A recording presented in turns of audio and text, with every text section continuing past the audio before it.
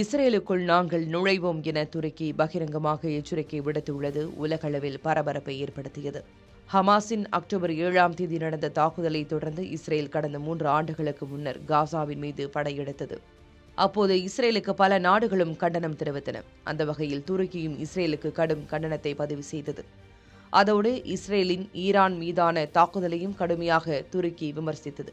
இந்த நிலையில் துருக்கி அதிபர் எர்டோகன் பொதுமக்களிடம் உரையாற்றினார். அப்போது பேசிய அவர், நாங்கள் எப்படி லிபியாவுக்குள் நுழைந்தோமோ, எப்படி நாகோர்னோ கராபாக் பகுதிக்குள் நுழைந்தோமோ, அதேபோல் இஸ்ரேலுக்குள்ளும் நுழைவோம் என்று எச்சரிக்கை விடுத்தார்.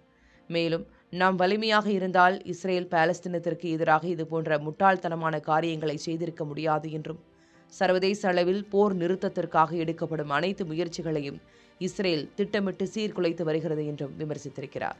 அதோடு அக்ஸா மசூதியை மூடுவது, கைதிகளுக்கு மரண தண்டனை விதிப்பது, லெபனான், சிரியா போன்ற அண்டை நாடுகளில் இஸ்ரேல் நடத்தி வரும் தாக்குதல்கள் பிராந்தியத்தை ஒரு நெருப்பு வளையத்திற்குள் தள்ளுகிறது என்று அவர் கூறினார்.